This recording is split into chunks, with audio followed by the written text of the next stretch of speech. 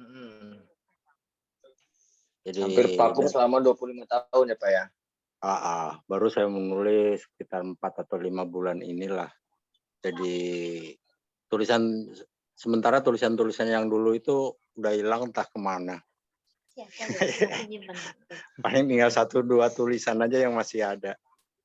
Masih disimpan di istri saya katanya. Jadi dulu model saya nulis itu, saya nulis asal saya nemu kertas, saya ada ide, saya cari pulpen, nulis, udah gitu masuk kantong, udah lupa. Nah, kemudian 4 bulan yang lalu kalau nggak salah itu ketemu teman-teman yang suka nulis juga, terus mereka kasih tahu, simpen apa kata mereka. Ya udah mulai aja saya nulis dan baru saya mulai simpan tulisan-tulisan saya. Ya boleh nanti di lomba ini tulisan-tulisan Bapak bisa dikirim yang terbaik lah ya. Oke, terima kasih Pak Yudi ya. Sama-sama.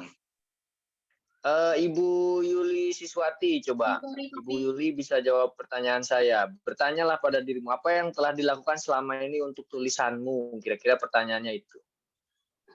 Udah jawab itu. Dulu saya Ya, sering boleh, nulis. Iya. Dulu sering nulis sih, saya kirim di koran sama majalah. Tapi udah lama vakum, ini baru pengen mulai lagi. Di majalah apa dulu Bu, di koran? Tema-temanya seperti apa? Temanya lebih ke remaja. Zaman sekolah lah dulu, sama zaman kuliah. Oh, iya. Nah, berarti sekarang mulai kayak seolah-olah terinspirasi lagi untuk mulai menulis lagi, kira-kira begitu ya? Iya, betul. Pengen mulai lagi. Ya, nanti di sini lah, di lomba ini semoga ada puisi-puisi yang terbaik yang bisa dikirimkan. Ya, amin. Terima kasih Bu Yuli. Sama-sama. Mbak Isna, silakan saya kembalikan ke moderator untuk sesi tanya jawab.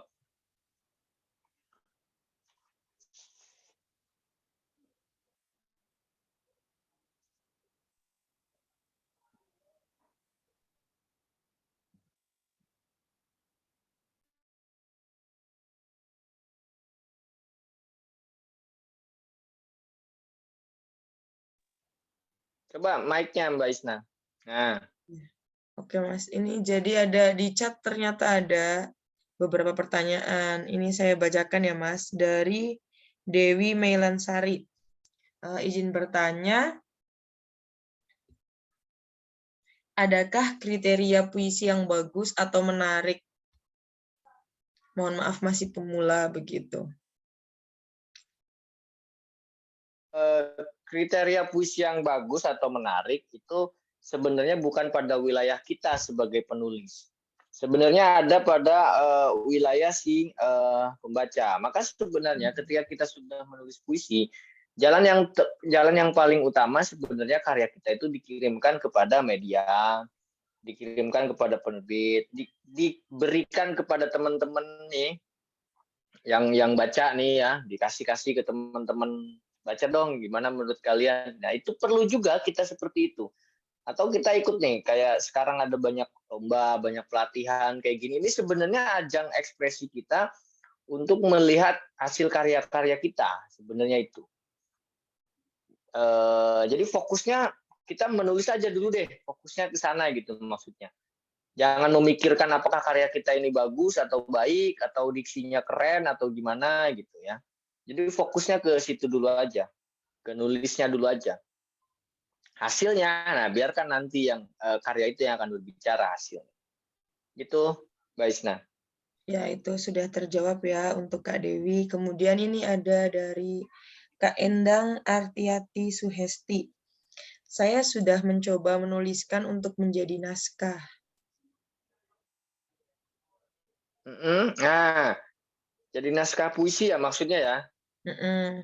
Ya dikirim ya. Kalau udah jadi dikirim lah nanti. Saya tunggu karyanya. Jadi biar saya baca nanti. Jadi kirim aja ya. Oh, ini dari Bu Ice. kalau bisa diulang lagi penjelasannya, sebab tadi terpental agak lama. Oh ya, banyak banget yang terpental nih ya, Mas. Iya ya. Gimana nih? Atau Kita mau mulai dari diulang? kita mulai dari slide 8 deh, Mbak. Oke, bentar. Mohon maaf ya, Mas, jadi mengulangi. Slide 8. Oke, pulang malu tak pulang rindu. Enggak, Monggo, di Mas slide Bima. 8 itu bukan di situ, apa di Di? alur membuat puisi. Kalau di saya slide 8, berarti halaman berapa itu? Oh, Halaman berarti kalau di saya itu slide ke ini, Nah, ya, itu alur membuat 16. puisi ya. Nah, Oke. jadi kita mulai dari sini deh. Setelah contoh-contoh puisi yang tadi saya berikan dari puisi-puisi yang bertemakan cinta, terus puisi-puisi yang bertemakan tentang anak rantau tadi, pulang malu tak pulang rindu. Nah, ada puisi lagi yang bertemakan pahlawan, mata teduh dari Borneo. Nah, gimana sih caranya menulis puisi? Gitu, kira-kira begitu ya. Jadi kita bisa memulai dengan tentukan tema dalam menulis puisi itu. Temanya apa nih yang mau kita ambil? Tadi kan ada beberapa tema yang saya contohkan di awal tadi ya. Temanya apa yang mau kita ambil? Apakah tema itu bisa dari lingkungan Purwokerto, misalkan temanya tentang Batu Raden atau tentang apa gitu. Atau bisa saja temanya itu tentang bercerita kisah-kisah mitos misalkan di daerahnya masing-masing gitu. Atau di daerahnya Bapak Ibu. Atau bisa tema itu dari kehidupan kita. Dari pengalaman pribadi kita, dari kehidupan teman misalkan, atau dari kehidupan orang lain, tokoh dan segala macam, atau dari hal-hal peristiwa-peristiwa yang bisa kita lihat di sekitar kita, dari daun jatuh, dari mobil bergerak, dari ada yang kecelakaan, dari gempa misalkan tadi pagi kan, dari siang kan tadi ada gempa di daerah Cianjur itu kan. Nah, itu bisa menjadi tema-tema dalam puisi kita sebenarnya. Jadi hal-hal yang sifatnya umum itu bisa menjadi tema kita. Tinggal kita mengemasnya. Nah, setelah kita tentukan tema, menulis. Jadi di situ, habis itu menulis, habis itu membaca, habis itu menulis lagi, setelah itu membaca, menulis lagi, membaca lagi, menulis lagi, membaca lagi. Karena itu, tugas si penulis memang menulis dan membaca. Nah, terlebih nanti ada hasil di situ, ya, hasil karya kita itu biarkan orang lain dulu lah yang membaca. Ya. Tugas kita menulis, membaca, terus merapihkan kalau bisa, ya. Kalau tidak bisa, biarkan orang lain yang merapikannya. Di slide berikutnya,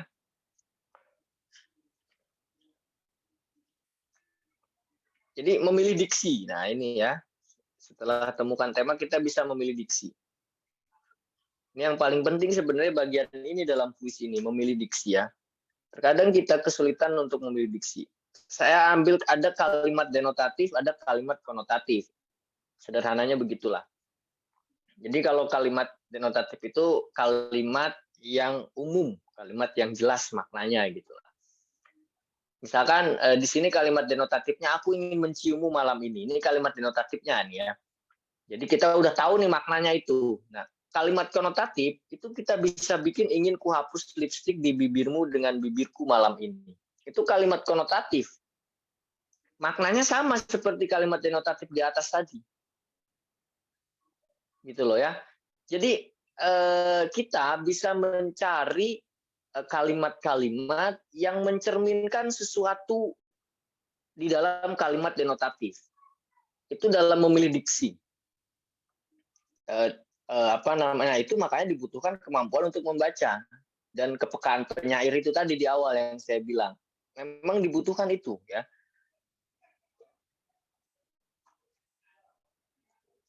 Di slide berikutnya. Jadi puisi sangat erat hubungannya dengan bahasa. Ini harus digarisbawahi ya. Jadi puisi sangat erat hubungannya dengan bahasa. Ini harus digarisbawahi. Penulis tak akan pernah dapat menuangkan gagasan, perasaan, pengalaman, atau lainnya ke dalam tulisan jika kemampuan bahasanya tidak diasah dengan cara membaca, berlatih menulis, mengarang, atau lainnya. Ya, puisi sangat erat hubungannya dengan bahasa. Penulis tak akan pernah dapat menuangkan gagasan, perasaan, pengalaman, atau lainnya ke dalam tulisan jika kemampuan bahasanya tidak diasah. Dengan cara apa? Ya itu tadi, membaca. Setelah membaca kita berlatih menulis. Nah, ini salah satu ajang kelas menulis ini yang diadakan SIP Publishing bekerja sama dengan Pak Heru dan teman-teman. Ini adalah salah satu cara untuk kita berlatih menulis, ya, khususnya puisi. Nah, media itu semua sudah sangat terbuka sekarang ini melalui media sosial dan lainnya. Jadi kita juga sudah bisa mempublikasikan karya kita di mana-mana, di media sosial kita. Bahkan sekarang ada banyak website-website juga bermunculan menerima karya-karya puisi, meskipun dari penulis-penulis pemula, katakanlah begitu. Artinya kita semua diberi tempat, ya, di dalam publikasi karya kita. Maka dari itu kita jangan ragu-ragu untuk terus menulis lah, ya, untuk menuangkan gagasan kita. Ya itu tadi, tentukan temanya. Yang paling kuat apa di tema yang Bapak Ibu ingin sampaikan gitu kan. Setelah itu baru ditulis. Kira-kira itu, Isna, ada pertanyaan lain nggak?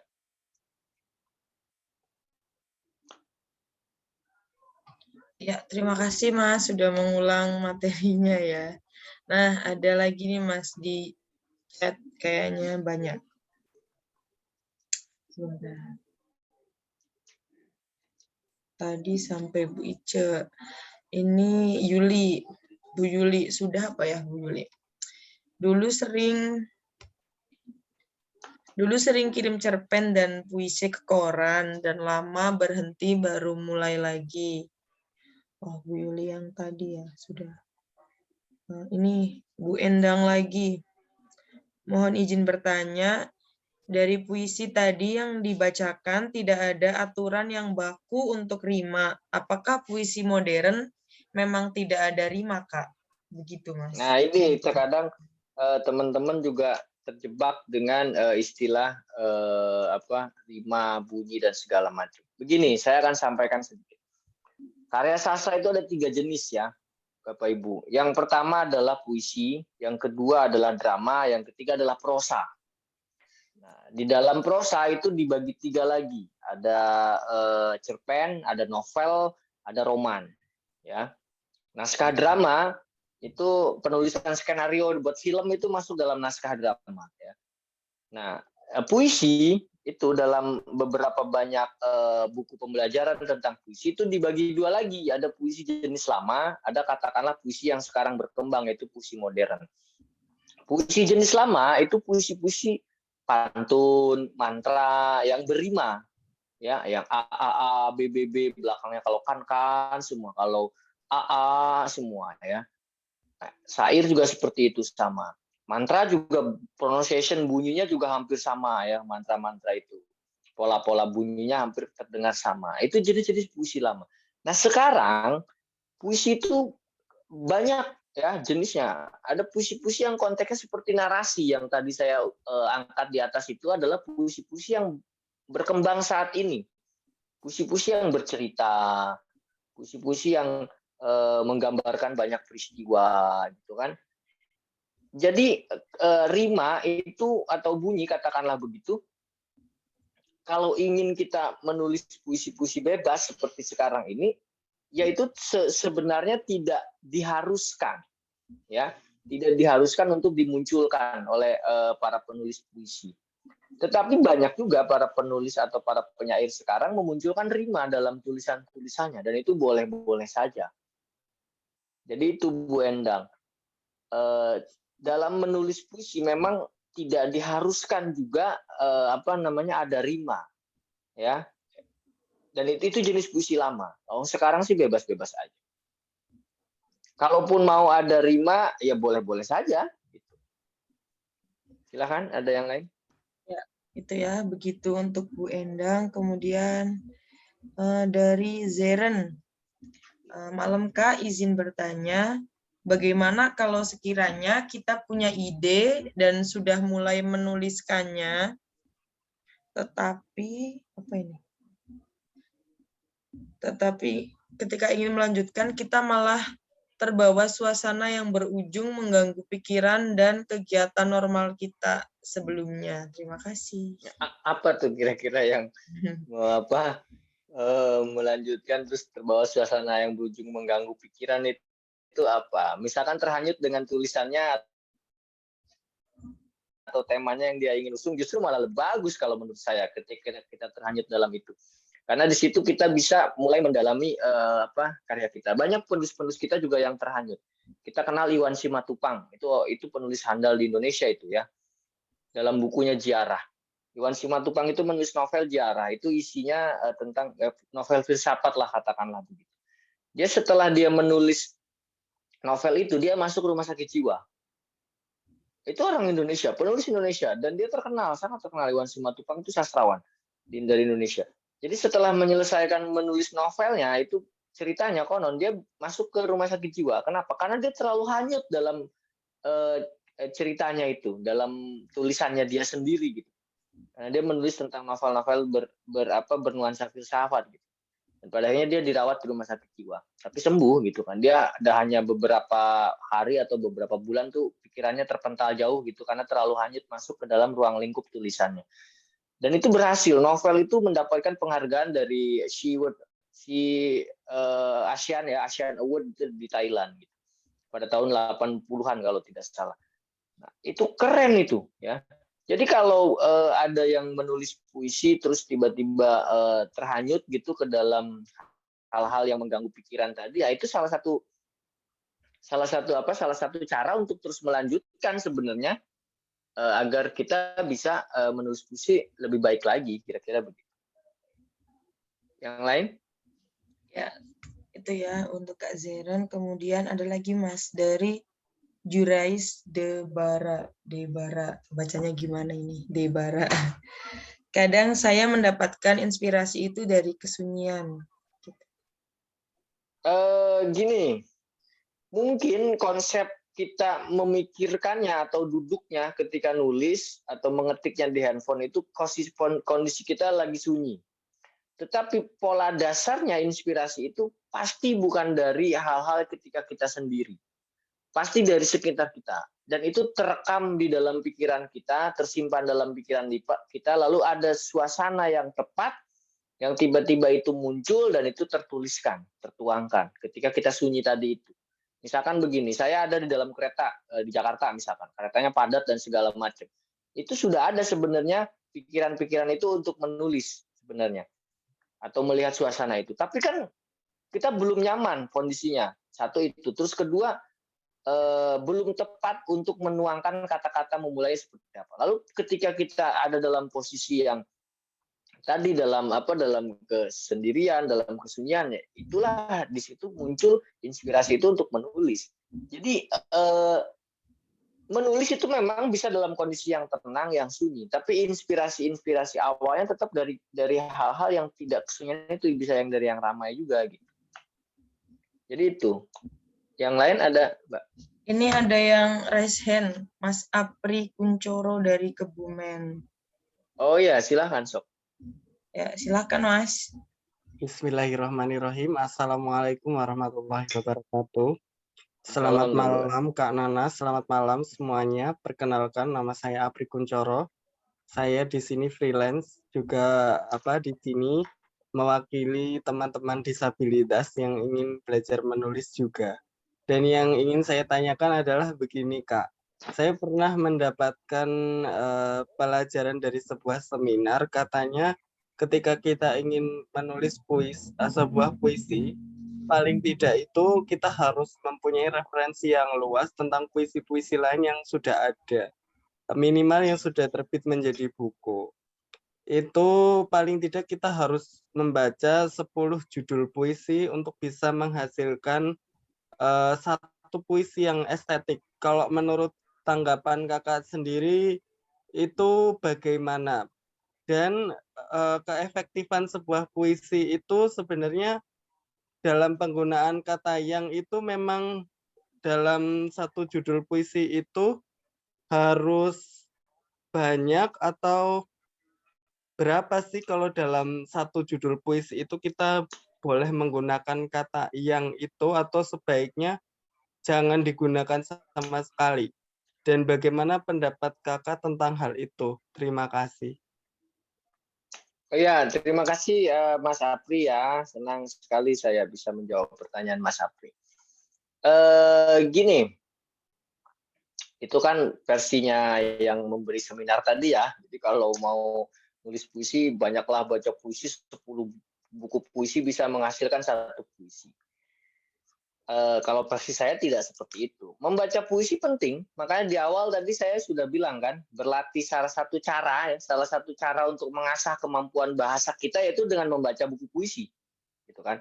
Nah, terlebih nanti ketika kita membaca satu puisi terus tiba-tiba nyangkut dalam pikiran kita untuk menulis puisi, katakanlah terinspirasi, berarti kan berhasil juga satu puisi itu untuk menciptakan puisi. Saya pernah membaca puisinya Pak Sapardi Djoko Damono. Itu judulnya itu apa ya? Ziarah Kubur atau apa gitu, saya lupa itu. Ketika saya membaca puisi itu, tiba-tiba saya terinspirasi dengan tema-tema yang lain yang dari teks puisi itu ya. Dari satu judul puisinya Sapardi itu saya bisa melahirkan 5 judul puisi malah sekaligus. Jadi tidak harus 10 buku puisi menghasilkan satu puisi. Jadi itu bagaimana kemampuan kita menalar sih sebenarnya kalau puisi itu ya. Menulis puisi itu mudah, tidak harus yang sulit-sulit lah. Tadi contoh tadi lah, saya terinspirasi dari tokoh-tokoh pahlawan di Sisi Mata Uang tadi. Saya membuat tulisan tentang Idam Holid tadi ya, Mata Teduh dari Borneo. Itu kan ada di sisi uang mata uang Rp5.000 itu. Ketika saya melihat uang Rp5.000, saya melihat tokoh Idam Holid, lalu saya baca buku biografinya, lalu saya tulis puisi. Jadi bertebaran lah ya, inspirasi untuk menulis puisi itu bertebaran. Bisa dari mana saja. Iya, oke, kita memang harus membaca referensi-referensi dari buku-buku para penyair yang nasional, katakanlah, yang sudah bisa menjadi kita rujukan. Itu memang buat mengasah bahasa kita. Pada akhirnya kepekaan penyairlah yang menentukan karya kita itu akan seperti apa. Jadi Bapak Ibu sendiri yang akan menentukan karya kita itu akan seperti apa. Itu satu. Terus kedua, tentang yang tadi ya, penggunaan kata yang. Mas Apri, kalau Mas Apri seorang penyair, kata yang sendiri itu sudah bisa menjadi puisi tersendiri. Ya, misalkan begini, judul puisinya sayang, misalkan ya. Terus bawahnya sayang, yang sayang, yang sayang, yang sayang, itu udah puisi, Mas Apri. Ya, dengan tipografi di belok sini, belok sana, belok sini, belok sana gitu. Itu yang dilakukan oleh Sutarji Koulsumbari. Ketika dia dalam puisinya Tragedi Kawin itu, Tragedi Cinta dan apa itu ya, dia hanya menggunakan kata kawin dia. Kawin, kawin, kawin, kawin, kawin, kawin, kawin, kawin. Nah, itu Sutarji. Jadi kata yang itu mau banyak sekalipun nggak masalah. Mas Apri ya, dalam puisi itu bebas-bebas saja, tergantung konteksnya, maksud saya ya, tergantung konteksnya, temanya, simbolnya apa, mau arahnya kemana dan segala macam. Jadi sah ya, bebas, mau sebanyak-banyaknya juga nggak apa-apa. Itu aja dulu, nanti masalah merapihkannya ke depannya lebih bagusnya lagi itu proses, Mas ya. Itu sih dari saya. Alhamdulillah, terima kasih Kak Nana. Ini banyak memberikan ilmu baru buat saya, juga pengalaman baru. Jadi intinya ketika kita menggunakan kosakata apapun, kita juga harus bisa melihat ya konteks dalam puisinya itu perlukah atau tidak menggunakan kosakata ini, itu ya. Iya, itu memang konteksnya itu, karena puisi kan berhubungan dengan bahasa. si Mas Apri mau nulis puisi judulnya di bawahnya terus di semua itu nggak apa-apa, asal Mas Apri bisa menjelaskan ke publik kenapa itu saya ambil kata di banyak dengan begitu. Jadi ada pertanggungjawaban juga dari penyairnya, ada makna lah dari si penyairnya.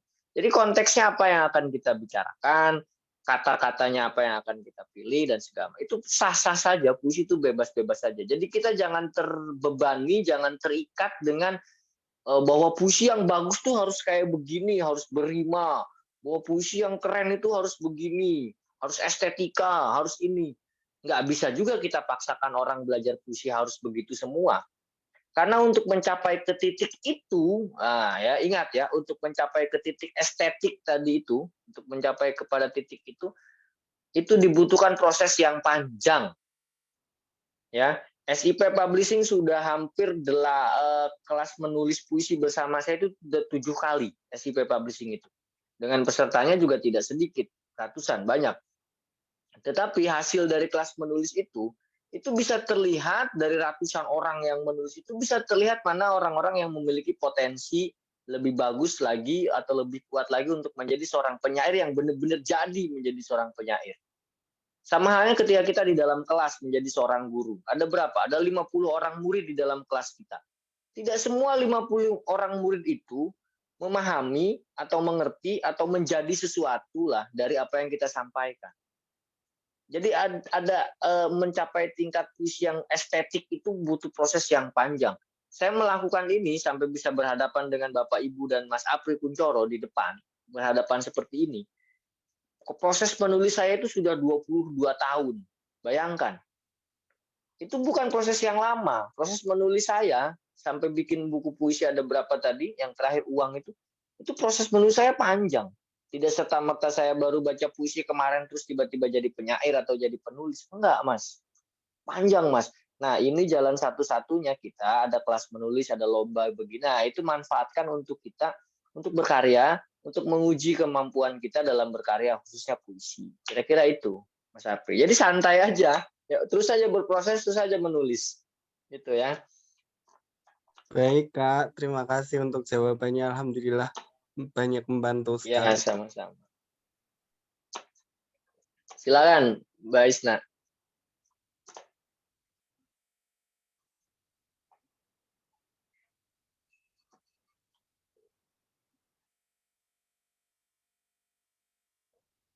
Kenapa mic-nya? Belum itu, Mbak. Kalau saya gagal fokus. Maaf, Mas. Ya, ini nggak dari apa-apa. Andi Raihani. Pertanyaan gini, Mas. Kalau quote-quote yang kita sering lihat di sosmed itu termasuk puisi tidak, Pak? Begitu. Oh iya, bisa masuk, bisa tidak. Kan tadi di awal sudah saya bilang, konteksnya mau kemana nih. Tapi kadang kita juga terjebak dengan quote-quote itu sendiri ya.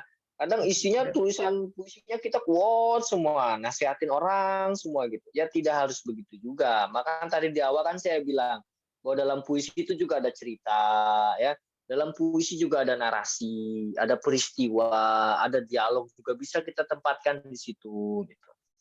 Ya.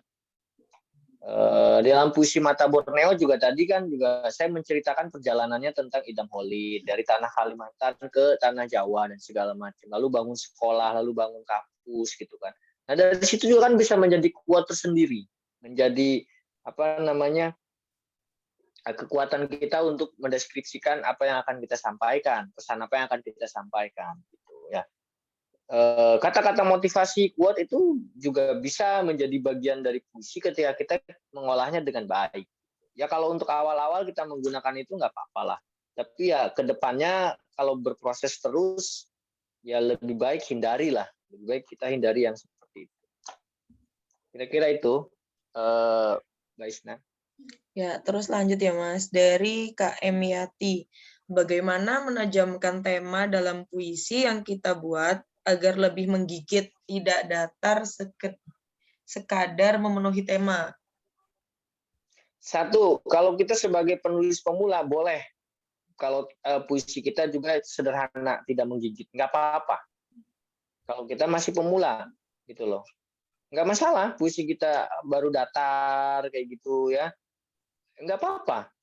Saya banyak juga meloloskan puisi-puisi yang datar, yang sederhana, yang tidak menggigit itu banyak juga. Kenapa? Karena itu bagian dari motivasi untuk terus menulis. Awalnya itu dulu lah. Kalau kita tidak punya motivasi untuk menulis ke depannya, mau kita punya karya bagus pun nanti tidak akan pernah terpublikasikan. Jadi nggak masalah juga lah gitu ya, puisi-puisi yang datar. Tapi bagaimana caranya kita untuk mencapai ke titik itu? Nah, maka itu tadi di awal sudah saya sampaikan ya, kita harus terus berproses, latihan terus menulis. Ya, membaca terus menulis lagi, membaca terus menulis lagi. Pada akhirnya itu akan sampai kita ke titik itu dengan sendirinya. Enggak, Bu Emiati, tidak semua itu yang kita pelajari instan tiba-tiba bisa. Apalagi dalam konteksnya teks dan bahasa.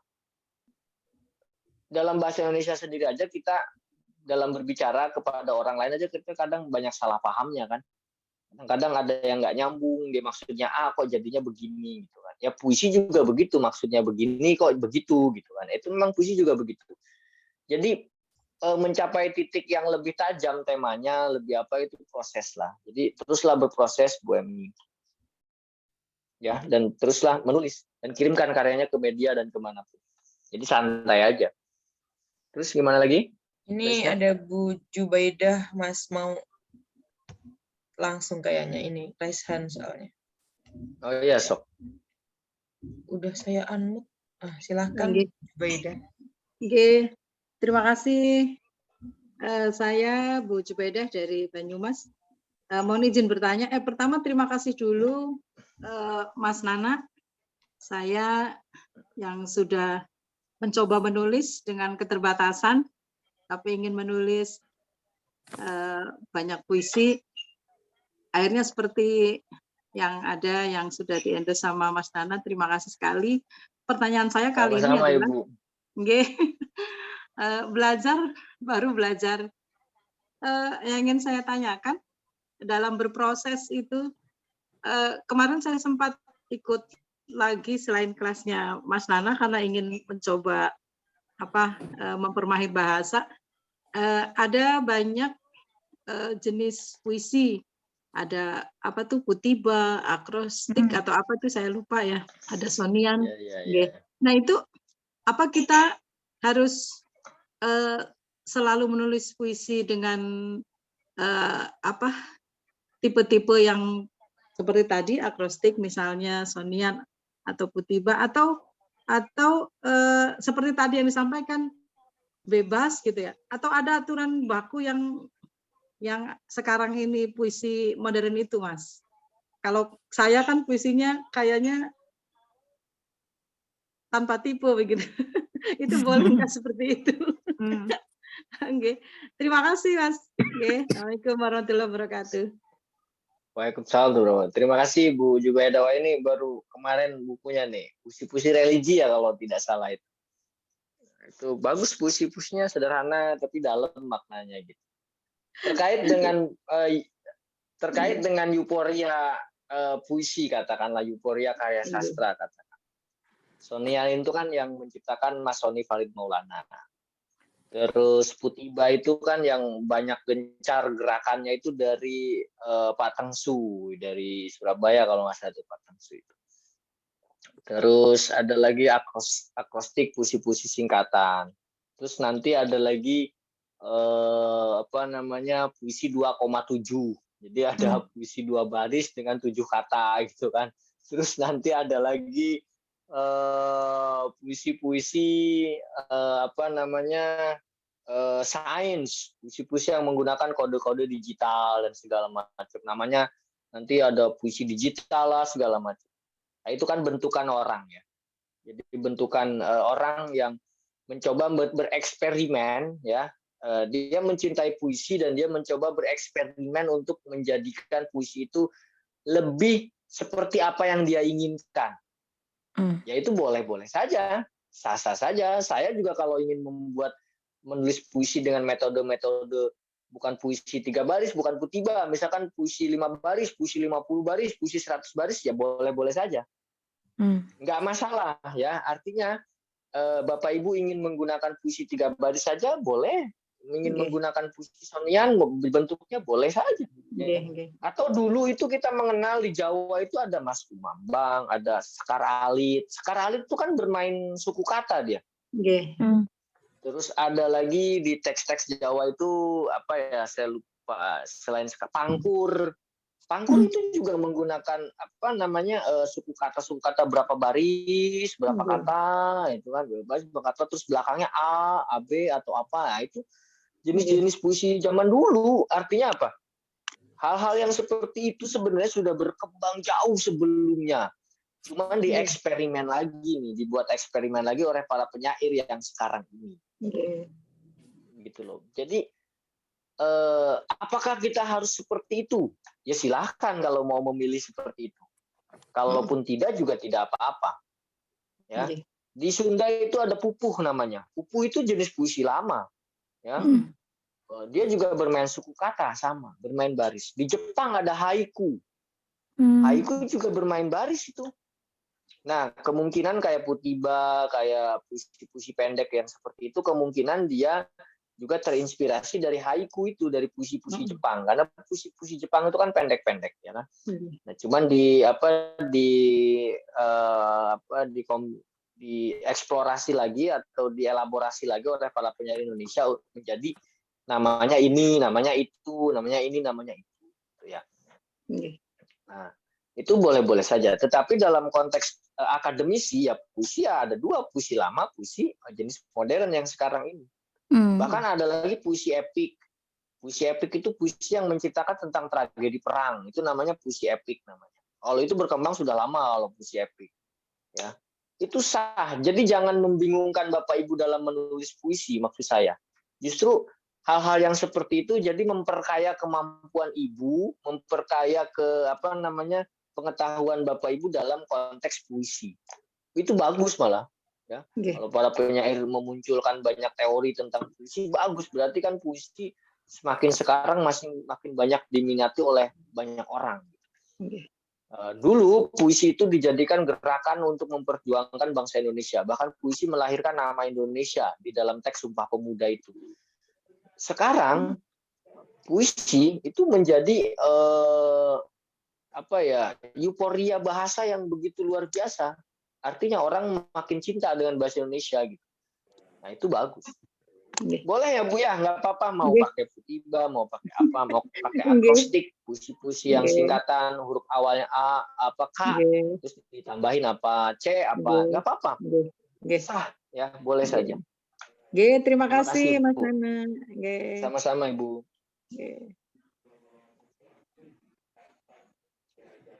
Ada lagi Bu Isna? Ya, ada yang bertanya di chat. Ini Bu Endang, lanjut yang tadi. Oh ini, Bu Endang mau langsung bertanya? Nggak mau.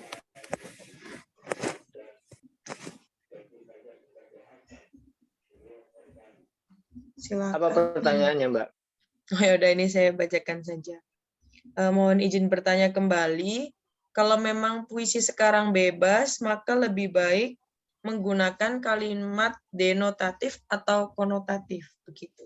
Nah ini nih, Bapak Ibu jangan bingung ya. Begini maksud saya. Dalam puisi itu ada istilah yang namanya metafora. Metafora itu bagian dari gaya bahasa. Ya. Nah, gaya bahasa itu sering disebut kalimat konotatif, katakanlah begitu. Ya. Lalu apakah dalam puisi itu harus konotatif semua tanpa ada denotatif? Ya tidak juga. Boleh.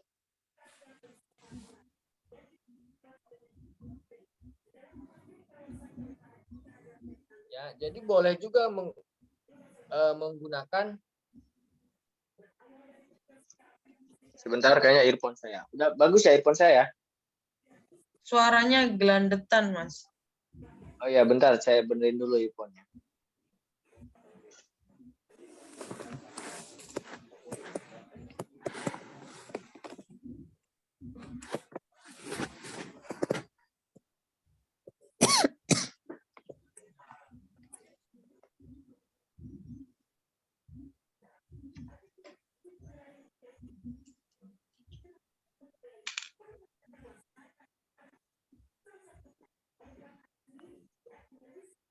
Oke, gimana? Jelas? Sudah jelas. Ya. Jadi konotatif dan denotatif tadi ya. Jadi boleh juga dalam puisi itu kita menggunakan kalimat-kalimat denotatif ya. Nggak apa-apa. Misalkan aku pergi ke rumahmu, di tengah jalan aku melihat langit berwarna biru indah gitu kan. Nah, itu boleh-boleh saja, nggak apa-apa. Sah-sah saja. Tetapi maksud saya begini, tetapi puisi itu tetap harus memiliki estetika. Maka estetika itu terkadang itu bisa terbentuk dengan tadi gaya bahasa tadi, metafora, kalimat-kalimat konotatif dan segala macam. Tapi sah-sah saja ketika ingin menulis dengan kalimat-kalimat denotatif, kalimat-kalimat sederhana ya sah-sah saja. Bebas-bebas saja, sah-sah saja. Nanti pada akhirnya kan akan pembaca yang akan menemukan bahwa puisi Bapak Ibu itu seperti ini. Nanti orang-orang akademisi yang akan menilai bahwa puisi Bapak Ibu ini masuk dalam kategori yang seperti ini dan segala macam. Jadi kita ya nulis aja. Boleh ya, mau denotatif, konotatif, sah, boleh saja. Silahkan. Gitu. Ada lagi Mbak Isna? Ada lagi Pak, dari Pak Pawit ini Mas. Puisi yang baik itu apakah harus bersajak? Ya tadi di awal sudah saya kasih tahu ya. Sajak itu kan berima AA, BB gitu kan, AP dah. Yang jenis pantun lah, puisi-puisi lama lah katakan. Tidak harus itu ya. Boleh menggunakan rima, bersajak seperti itu, boleh tidak. Boleh ya. Ya, kemudian dari Jurais Debara lagi nih. Kurang fokus. Menurut kakak pribadi, puisi akrostik nama itu bagaimana kakak? Ya, tadi udah saya jelaskan di Bu Jubaidah tadi ya, bahwa jenis puisi itu berkembang banyak ya. Model-modelnya berkembang banyak.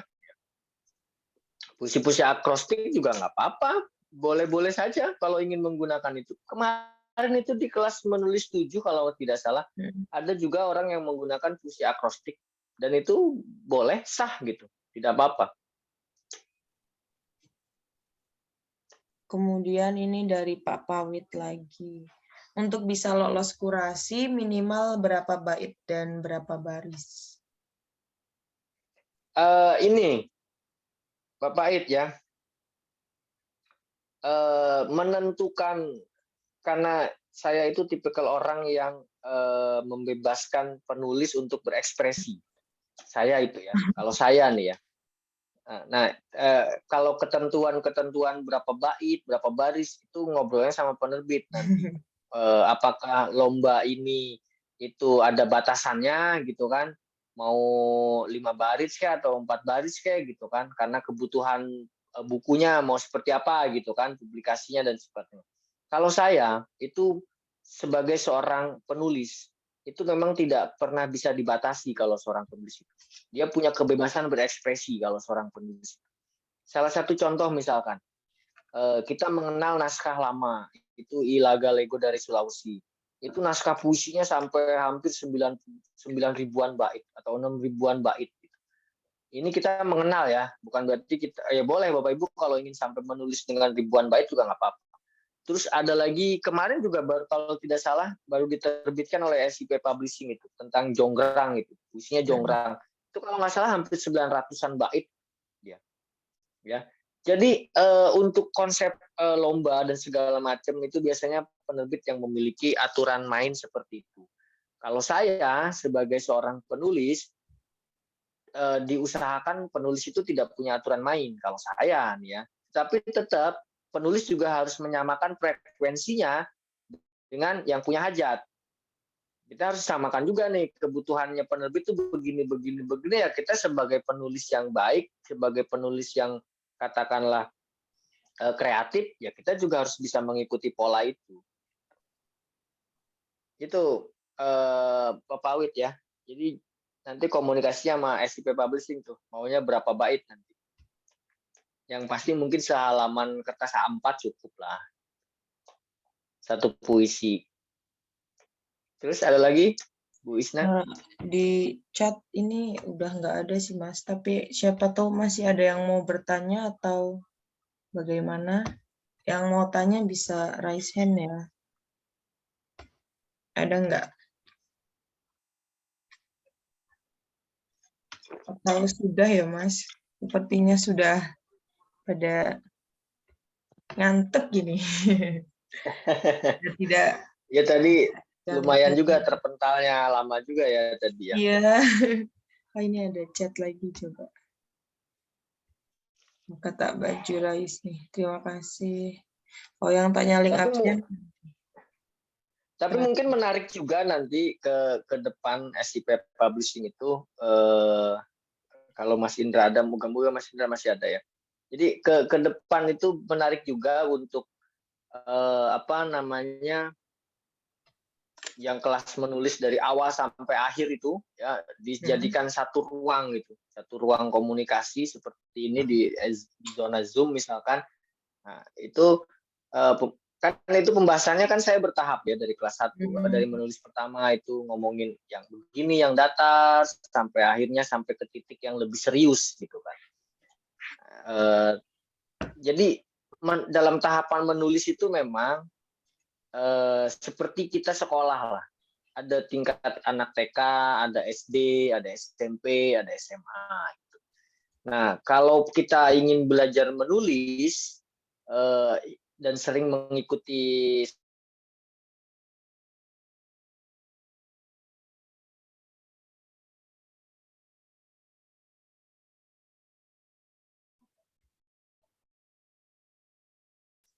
Saya yang macet atau Mas Nana lagi yang macet?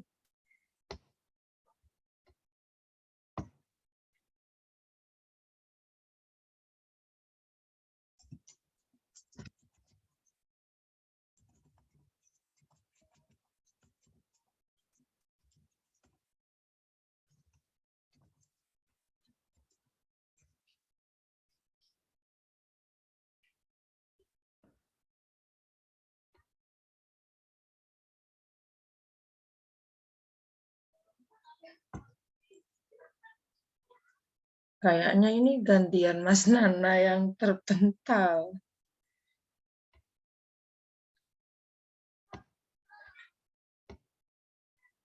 Halo Mas Nana, kayaknya udah nggak ada ya?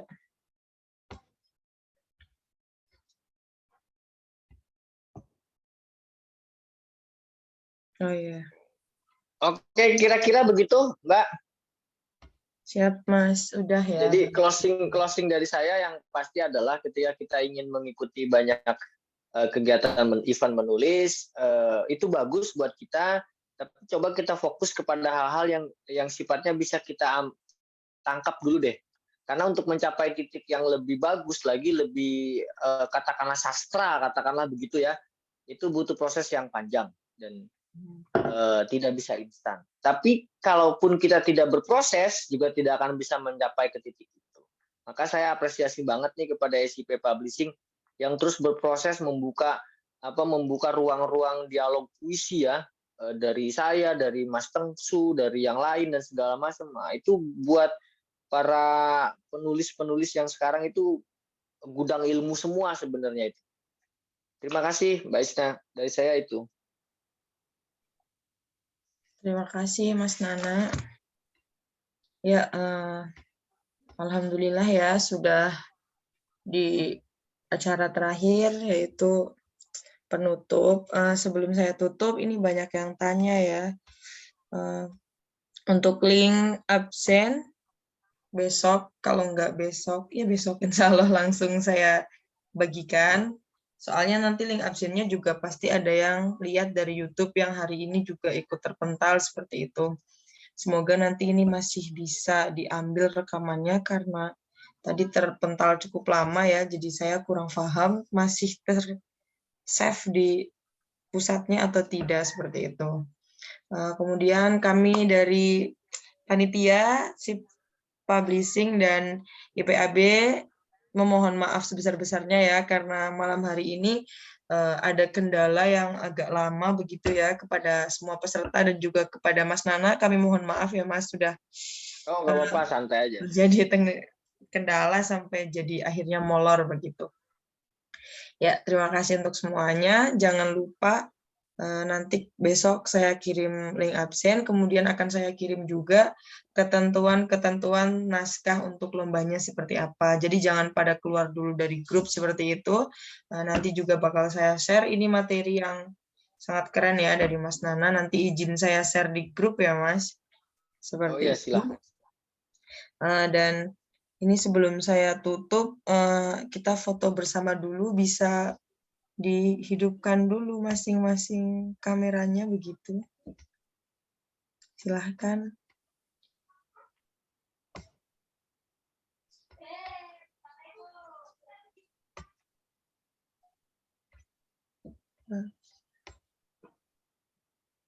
Ya, slide pertama ya. Ya. Oke. Slide pertama. Oke.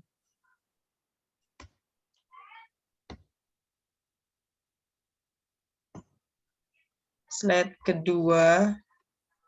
Ini Kak Wen, Kak Faiz sama Bu Sri Hartati tidak mau menunjukkan muka. Oke. Slide kedua ya. Oke. Slide ketiga. Ini tidak ada yang menunjukkan muka slide ketiga. Aish.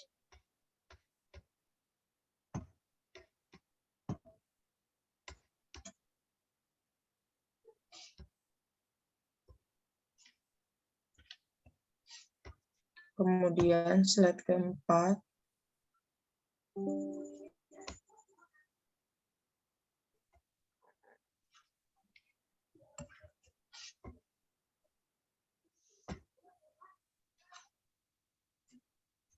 Sudah cukup sepertinya karena kebanyakan juga tidak ini ya. Tidak ada mukanya seperti itu.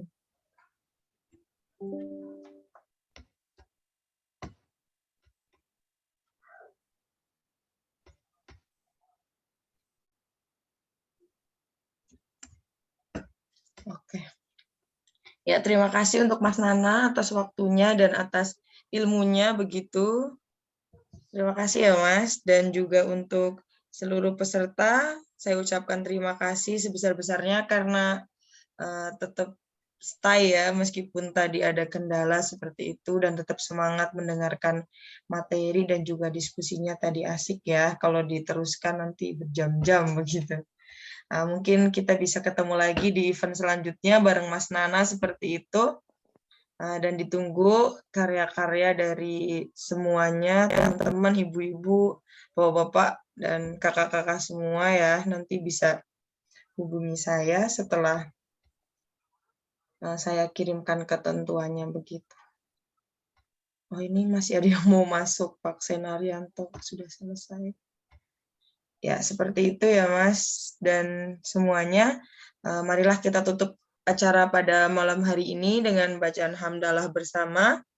Alhamdulillahirrahmanirrahim. Alhamdulillahirrahmanirrahim. Semoga ilmunya bermanfaat ya. Dan juga kedepannya kita semakin baik, semakin berkembang begitu. Kurang lebihnya saya mewakili kepanitiaan entah itu dari SIP Publishing maupun dari IPAB, dan secara pribadi Isna juga mohon maaf sebesar-besarnya apabila dari awal sampai akhir dalam memandu acara banyak kesalahan kata dan lain sebagainya begitu. Sampai jumpa di lain waktu. Wallahul muwaffiq ila aqwamit thoriq. Wassalamualaikum warahmatullahi wabarakatuh. Waalaikumsalam warahmatullahi wabarakatuh. Terima kasih ya semuanya, Bapak Ibu. Saya pamit dari ruang Zoom. Semuanya, ayo. Assalamualaikum. Waalaikumsalam. Wabarakatuh. Warahmatullahi wabarakatuh.